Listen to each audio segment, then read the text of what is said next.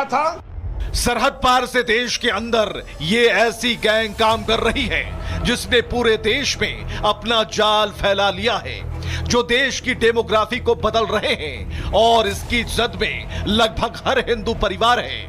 ये नेटवर्क बलरामपुर से लेकर पश्चिम बंगाल और हरियाणा तक फैला है। इसके पीछे झांगुर जैसे गैंग काम कर रहे हैं।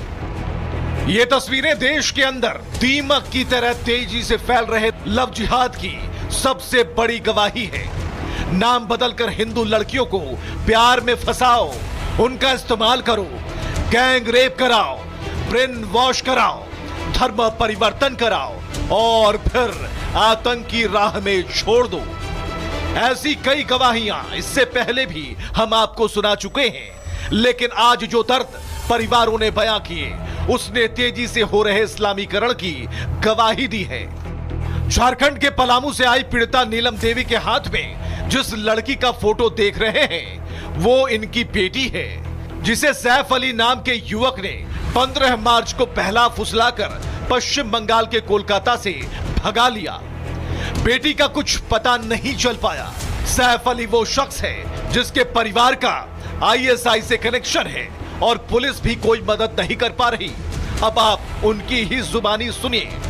दोस्ती के हाथ बढ़ा करके फिर सैफ अली ने धर्म परिवर्तन करा दिया और इस समय मेरी बेटी कलकत्ता बंगाल के पास ले गया है और स्विच ऑफ भी करवा दिया गया है कि पता न चले, पता चल जाएगा तो खोज भी नहीं लोग करेगा। कितने दिनों से गायब है बेटी? 15 मार्च से गई है। हमको समाज क्या कहेगा उससे हमको कोई डर नहीं है। बेटी से हमको सिर्फ मतलब है, बेटी मेरी आ जाए, कोई क्या कहेगा होगी ये भी नहीं पता है। नहीं कि कोई पता नहीं है। घर में और कौन कौन है माता जी? बस हम अकेले हैं। मेरी बेटी मेरे साथ रहती थी। ये हिंदू बेटियों को आतंकी आग में झोंकने की एकमात्र गवाही नहीं। उत्तर प्रदेश के बाराबंकी के रहने वाले रमेश गौतम के हाथ में उनकी भतीजी की सिर्फ तस्वीर बची है। चेहरे पर उदासी है, आंखों में उम्मीद ही शेष है। भतीजी रेणु को अरमान अपने दोस्तों के साथ घर में घुसकर पिस्टल दिखाकर उठा ले गया। ये जानता था इस काबिल नहीं कि आवाज उठा सके, था लगा लिया था इस बात की। फिर रात में आकर के धमकास लोगों के साथ 5-6 लोगों के साथ इनके बगल में भतीजी लेटी थी। इनको और इनकी माँ को गाली दी कि अगर सांस लोगे तो जान से मार दूंगा। 4 शब्दों का भी इस्तेमाल किया और इस्तेमाल करने के बाद ये डर गए। इनकी हैसियत नहीं थी कि बोल रहे, भतीजी को खींच लिया और उसके साथ उसका मोबाइल भी था, वो भी ले लिया, लेकर के चले गए।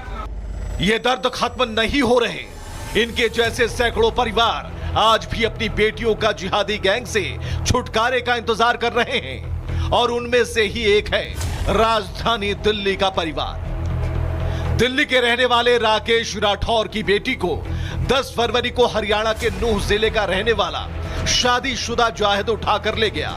आरोपी ने परिवार को पीटा, घर से ज्वेलरी और मोबाइल तक छीन ले गया, धर्मांतरण कराया, निकाह किया और अब हत्या की धमकी दे रहा है।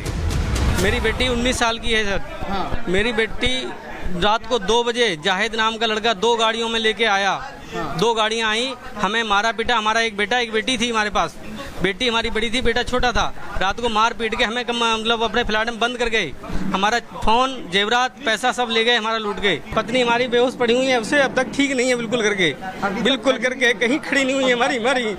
दिल्ली, झारखंड, उत्तर प्रदेश, मध्य प्रदेश, पश्चिम बंगाल, हर जगह इन जिहादियों ने अपना गैंग खड़ा कर लिया है। उत्तर प्रदेश के अंबेडकर नगर में तो 1 महीने में 70 से ज्यादा लड़कियां लापता हो गईं। 56 लड़कियों के अपहरण की एफआईआर दर्ज की गई। वहीं 15 से ज्यादा लड़कियां ऐसी हैं जिनके परिवार वालों ने लोक लाज के डर से शिकायत तक नहीं की। इन सभी लड़कियों का किडनैप करके धर्मांतरण की आशंका जताई जा रही है। यह देश की डेमोग्राफी बदलने की साजिश के साथ हिंदुओं की आबादी को तेजी के साथ कम करने का खेल है। ये गजवाए हिंद की सोच है और भारत को इसी खतरनाक सोच के साथ लड़ना है।